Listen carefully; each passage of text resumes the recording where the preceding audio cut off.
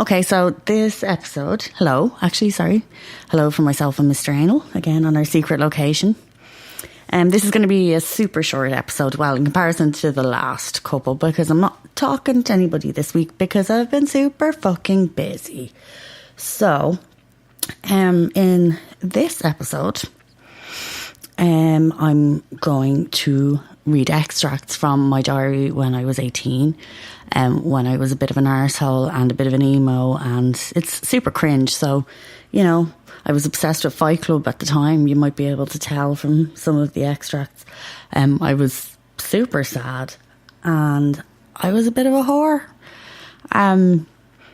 But, you know, I'm being vulnerable with you. Open up to me, people. Come on, you know. This is me showing my worst self to you, you know. Although there are bits that you'll clearly hear I was looking at and didn't want to read out because they were too bad. I was embarrassed even reading it or looking at it or even thinking about the person that I was then. It's actually mad how much you change and you look back and you're like, Jesus. Also, I was obsessed with my weight then, which in comparison to now, I had really no reason to be. Not that you should be obsessed with your weight anyway. Everybody's lovely. But also, I'm going to read an extract from Fahckmylife from the old one. And now I'll just briefly tell you what I've been doing with my time because I've been super busy. So on Friday this week, which will be the 21st, I'm going to probably be doing. I had to look at the calendar there. Stop laughing at me. I'm going to be doing like part of a spoken word thing in the Ranelagh Arts Centre. So pop along if you're around. Also, I've been working on my Indiegogo as well. So please go and make a donation. Make a donation to get stuff from me. Come on, it includes a hand job for my Indiegogo, the Fahckmylife as well. I've started kind of researching and writing a bit more of the book and the blog because I've been neglecting them in favour of this. And one of the key areas that I've kind of been researching for The Devil's Doorbell, which is the working title, is about the enigma of the female orgasm in heterosexual couples and like how there's an orgasm gap when you look at different couples. So if you look like at a lesbian couple or, you know, a male gay couple, the difference, it's only 65% of women in heterosexual couples have orgasms, whereas in other couples, the percentage success rate for women having orgasms is a lot higher. And there's always like, I think this kind of stigma attached that there's like an enigma and elusiveness about the female orgasm. And while there are 4 different ways that women can orgasm, but I won't get into it, 4 different areas, that it seems like it's easier in a lot of cases for men to consider the female orgasm kind of more elusive and, you know, so as to not put the effort in for it. I'm actually, and I'd love to actually get feedback from women and men, I suppose, to a certain extent, where you can anonymously message me about this, because about things that annoy you in bed or things that don't work that people consistently do. Because I don't think actually I'm going to be able to get anybody to talk. I'd love to do this properly. Like, I'd love to have a proper talk about this, but I don't think I'm going to be able to get anybody that would even anonymously want to have this chat with me on the podcast. And I'm super open about this. So, you know, and I'm not going to draw too much from personal experience or anything, but it would be something that I'd be kind of interested in talking about. Because I mean, I've come across loads of like really interesting statistics in this research, particularly like when like women were kind of deemed hysterical in the 1800s, like it's possibly a precursor to borderline personality disorder, that doctors actually prescribed women orgasms and they actually administered them, you know, to stop them being hysterical. I'm doing air quotes here, but you can't see me. Also, as well, there's been studies that indicate that men and women are similarly like aroused visually, which is something that, you know, we're always kind of conditioned and taught to believe that men are more visual than women, whereas actually the percentage in women actually even watching porn has like increased loads. So there's that to consider as well.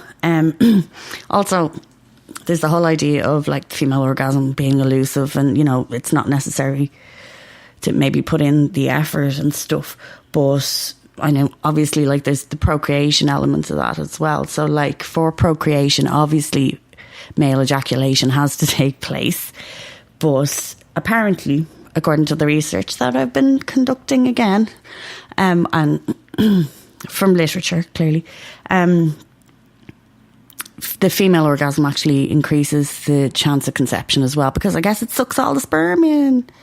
There's like loads of really interesting things about it, you know, and that's a whole aspect, and the whole shame and the whole hypocrisy about, you know, men and women riding and things like that. So I'm hoping to kind of expand on that and probably make it a bit more fun.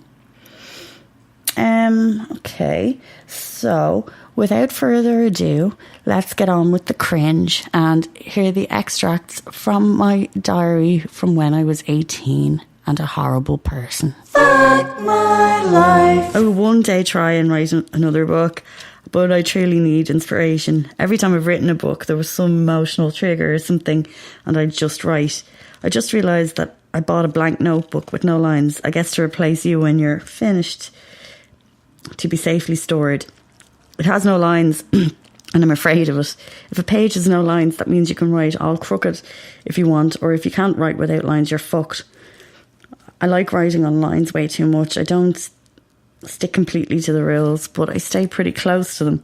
Maybe that is my subconscious, and maybe this is a pretentious diary. I've written extra specially intellectual with my big deep diary with crazy writing and stupid drawings, won't I? Oh look, I finally illustrated this poem, blah blah blah. Do I connect with people? I don't really think so. Not ever in a mutual way. Not in the same sense as it being exact. There's usually one large negative aspect in everyone's character, and that is not particularly fair on one, but okay to the other. Never a completely mutual feeling towards each other. Good night. I now accept the fact that I'm a fat bitch. My belly's massive. In order to combat this, I'm going to eat sensibly for a while or not eat at all. I have to stop eating the following: cheese, bread, normal fat milk, burgers, chips, fries, pizza and takeaway. That's basically my fucking diet. Tomorrow I'm going to drink 2 milkshakes, eat an apple and maybe a waffle. I'm allowed to eat milkshakes. I have milkshakes, waffles, potatoes, tuna and chicken, and I'm not allowed to drink until Tuesday, but I want to get chicken balls right now. I could probably buy half an ounce today, but I think a quarter is more appropriate. Someone else is bound to have it, or at least some happy stuff. At this point, I'd take most stuff. My work isn't closing down for a few more weeks. I can get all the money that I need together, so I won't have to work for a while. I haven't drank since Monday when I went out with Adam. We were with each other again, oh dear. The next day I went out with Jonathan. Jesus, they're both lovely, but neither of them is really for me. I'm hoping to get into this band to feel... Oh my God, this is so cringy. I'm hoping to get in this band to feel some sense of self-worth. Even doing the demo tape helped me a bit. I got all the guitar books out of the shed today so I can work them out. It's really embarrassing. I've been texting my lecturer for the last few days. The bloke seems generally flattered, but lonely too. He wants to meet up and stuff. How crazy is that? My fucking lecturer. I don't know what exactly to do about that. Just chat on the phone and not say too much. Jonathan told me last night he didn't want me to kiss other people. I tried, honestly, but it didn't really work. I got pissed last night and then had a joint. Got home, went to bed, got the spins and puked in the bin. It was the joint that did it. I'm still out of my face. And I need to do a shite. I'm so smooth that last night I scabbed enough for 3 joints and rolled a 1 Skinner off 2 nice men. I woke up this morning in piss blood. The kidney infection has returned with a vengeance. I'm Caroline's constant state of agony. I'm going to the doctor tomorrow anyway to sort it out. Tonight and yesterday, but to a lesser degree, I'm in a semi-thoughtful stage filled with trances where I'm completely submerged in thought about things that I feel only on a subconscious level. I'm trying to add to this mood by writing by candlelight at 1:30 in the morning, but my smoker's cough is getting the better of me. Well, hello. I'm in a shite humour today because I have a very sore arse and itchy genital area. My teeth hurt because I got my braces tightened.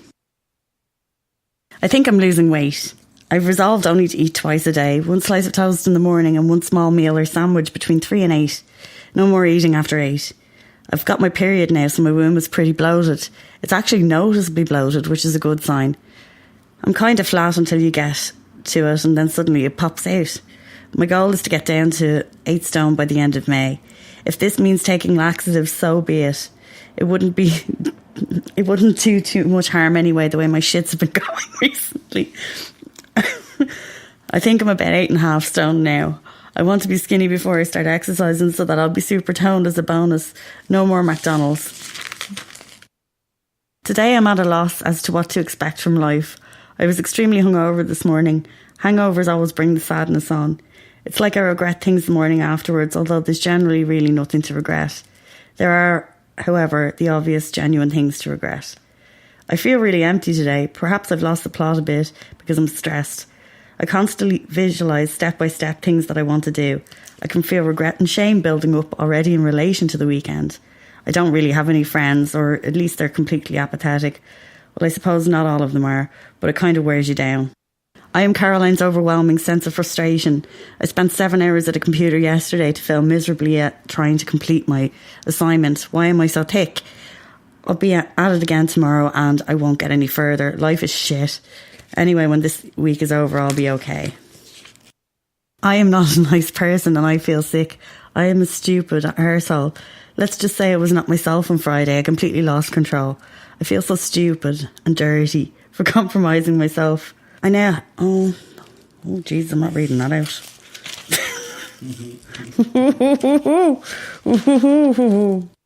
I realised today that my mind is constantly preoccupied with really insignificant things. I think about little gestures, actions, facial expressions on a way too deep level. I wonder about a couple of weeks ago how something that should have had no thoughts afterwards consumed me for at least a week. I wonder how much of anyone else's thoughts I consume and how fleeting they are. I wonder if there's anyone that thinks of me as much or in the same way as I think of them. I wonder if I ever consume anyone's ever thoughtful moment, even if it's only for a while, even in hatred. Some other things bug me, or I have to dwell on small things that mean nothing really. Why do I think of stupid things? What's the point? Why aren't my large consuming thoughts futile and not really relevant to my life? That doesn't even make sense, like... I want to remember today there was something really glowingly lovely about it that didn't grab you with an in-your-face intenseness, but more lulled you into a cuddly womb. A day where nothing really went wrong and where I'm not as analytical of how people treat me through small, insignificant gestures. I'm exhausted and my teeth feel furry. I'm a bit stoned. I always wanted to write down all of my thoughts when I had a little wacky because they feel so important at the time. I always forget them, so I want to see if all these revelations are bullshit. Because if I write like this, God only knows how I'm speaking to people and what they think of me. Then again, it could be hilarious and I could be brilliant. But I also like looking back, hopefully, to prove that I'm a well-rounded, deep kind of person.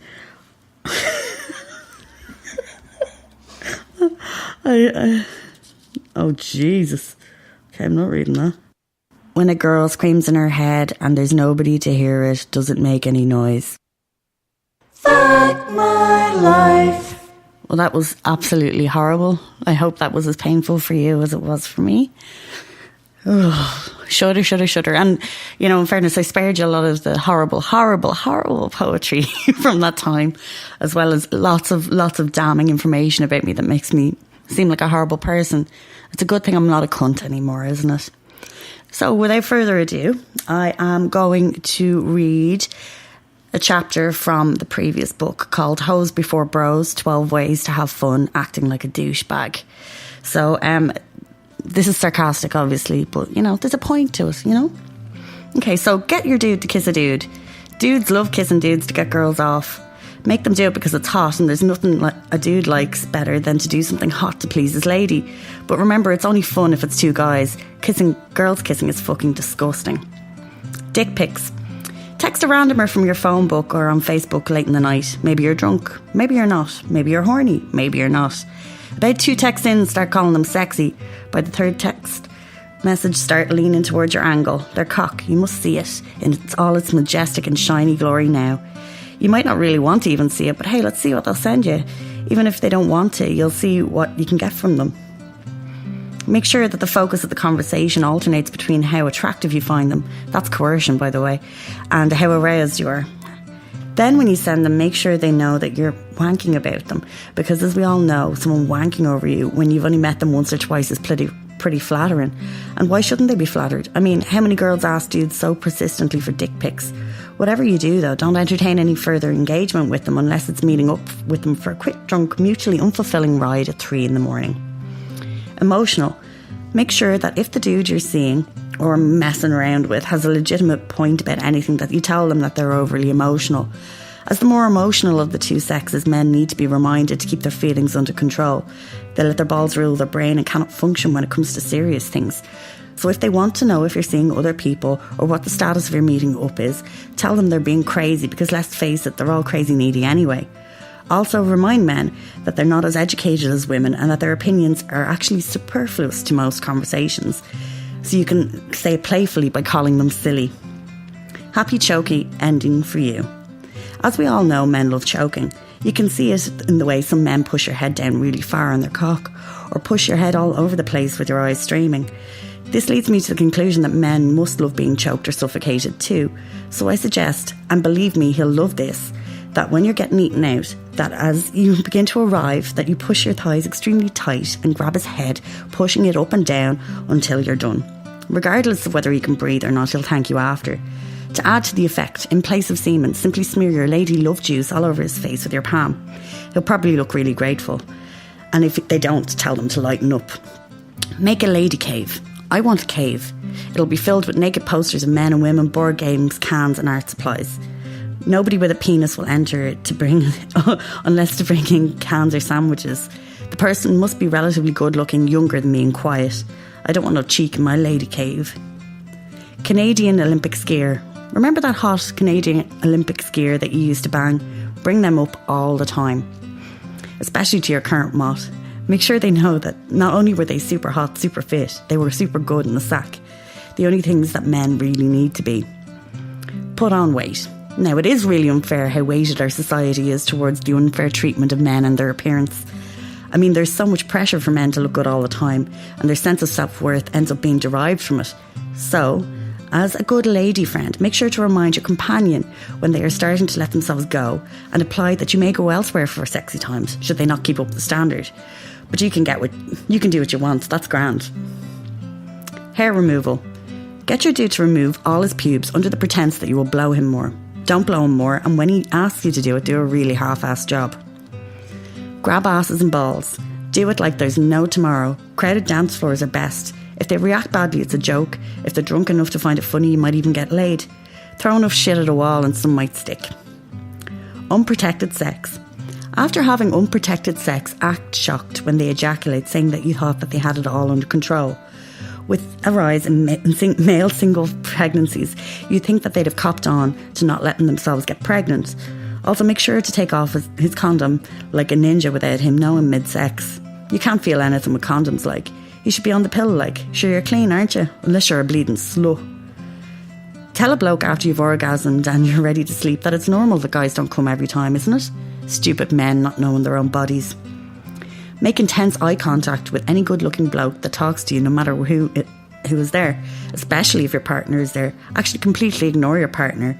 They'll never really be your equal if someone hot starts talking to you. Make sure to check out their balls. Sure, it keeps everyone in their places, doesn't it? And there you have it. Another chapter from my previous book. I've probably put up most of the book at this point. So that kind of concludes this podcast, which is like super short. It's probably not even 25 minutes, but I'm knackered and I'm doing lots of stuff. So, hopefully I'll talk to somebody maybe next week. I don't know. I'll see what way it works out. It might be next week. It might not be next week. But please go on to my GoFundMe or my Indiegogo on the Fahckmylife and go on, throw us a few quid. Go on. I'm killing myself here. I am. I'm going to be posting a blog post in the next while about a certain amount of things that change once you've had a kid. One of them being because they're little sponges that you can no longer call the cops the pigs. You have to call them the cops, because otherwise they'll go into school and call, you know, other people's parents pigs. You don't want that. Also, so I'll be in the Ranelagh Arts Centre on Friday, doing that, and I'm possibly doing another thing on the 2nd of October. We'll see how it goes.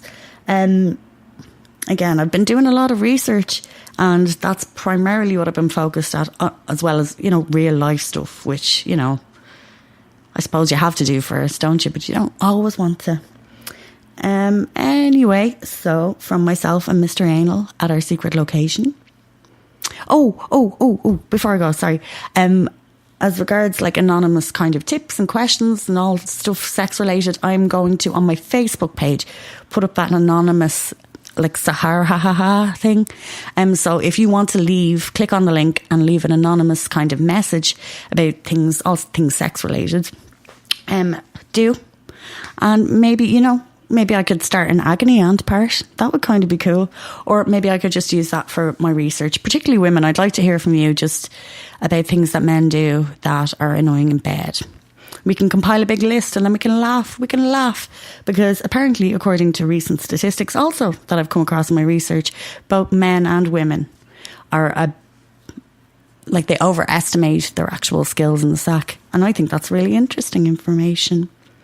Alrighty, so I'll talk to you soon. And thanks for listening.